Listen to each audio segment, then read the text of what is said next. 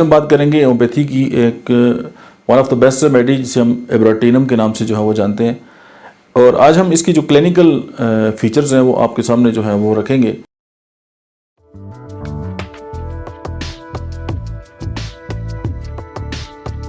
बिस्मिल्लाहिर्रहमानिर्रहीम, अस्सलाम वालेकुम। मेरा नाम डॉक्टर अहमद एजाज है और मैं सिविल होम्यो क्लिनिक हैदराबाद से आपसे मुखातब हूँ। आज हम बात करेंगे होम्योपैथी की एक one of the best remedy जिसे हम एब्राटीनम के नाम से जो है वो जानते हैं। और आज हम इसकी जो क्लिनिकल फीचर्स हैं वो आपके सामने जो है वो रखेंगे। सबसे पहले कि इसकी जो पेन है स्पेशली स्टमक के अंदर, वो रात के वक्त जो है वो बहुत ज़्यादा हो जाती है और उसके अंदर जो है वो बर्निंग जो है वो सेंसेशन आती है। Point number 1। सेकंड ये है कि इंसान जो इसका पेशेंट होता है उसको ये एहसास होता है कि उसका जो स्टमक है वो स्विमिंग कर रहा है, यानी पानी के अंदर जैसे तैराकी होती है, तो उसकी ये सेंसेशन जो है वो स्टमक के अंदर आती है। और अगर आप के पास कोई ऐसा पेशेंट आता है जिसके साथ ये फीलिंग हो तो आपके जहन में जो है वो एब्राटीनम ज़रूर आनी चाहिए। इसके जो पॉइंट नंबर 3 है कि इसके अंदर जो है वो बहुत तेज़ जो है वो शार्प पेन होते हैं जॉइंट्स के अंदर और ओवरीज के अंदर। उसके बाद एक और जो सिम्टम है इसके अंदर जो बहुत इंपॉर्टेंट है वो ये है कि इसकी जो कमज़ोरी है वो पाँव से ऊपर की तरफ बढ़ती है, जिस तरह कोनियम में पाई जाती है, तो उसी तरह की जो सेम सिम्टम जो है वो इसके अंदर भी आती है। और इसकी जितनी भी सिम्टम्स हैं वो सारे जो हैं वो ठंडी हवा में ज़्यादा हो जाते हैं।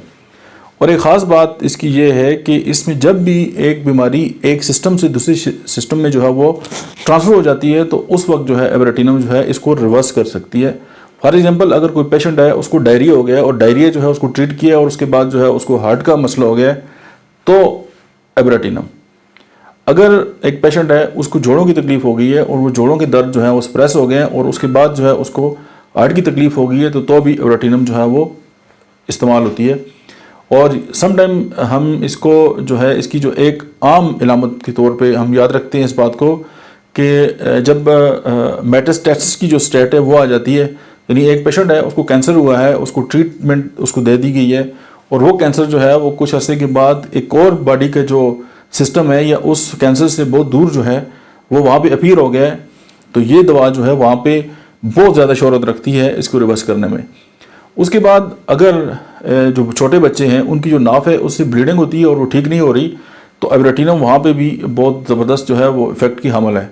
उसके बाद अगर किसी को मम्स हो गए हैं और वो जो है वो सप्रेस हो गए, चूँकि वायरल इन्फेक्शन है, अगर वो सप्रेस हो गया और फीमेल के अंदर अगर वो ब्रेस्ट के अंदर चला गया है और मेल के अंदर जो है वो टेस्टिस के अंदर चला गया है और उसके बाद उनके साथ जो है वो इवन अगर इनफर्टिलिटी हो गई है या और इस तरह के जो इश्यूज़ हैं आ गए हैं और इवन ये ट्यूमर जो है वो डेवलप हो गए हैं, तो एब्राटीनम जो है उसको आप याद रखें।